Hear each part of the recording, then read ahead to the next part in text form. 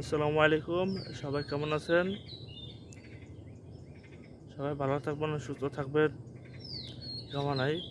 কিন্তু ভাই, আমরা যদি আল্লাহ তাআলার ইবাদত করি, যে আল্লাহর পথে চলি, আল্লাহ তাআলা তো আমাদের আরও সুস্থ রাখবে, ভালো রাখবে, তাই না? আমরা যদি দেখেন, আমরা আল্লাহর ইবাদত করি না, আল্লাহর পথে চলি না, দেখেন তবু আল্লাহ তাআলা আমাদের রিজিক ঠিকই দিয়ে রাখছে। দেখেন, আমাদের খাবার ঠিকই খাওয়াইতেছে আল্লাহ তাআলা, কিন্তু আমরা আল্লাহ তাআলার ইবাদত করে দেখেন, আমরা যদি ঠিকমতো আল্লাহ তাআলা ইবাদত করি, দেখেন আল্লাহ তাআলা আমাদের আরও বেশি বেশি রিজিক দান করবে।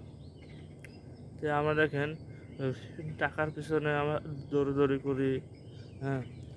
আর আমরা যদি ইবাদত করি, তো আমরা মনে করেন আল্লাহ তাআলা বলছে, তুমি যদি আমার ইবাদত করো, দেখবে রিজিক তোমার পিছনে দৌড়াবে।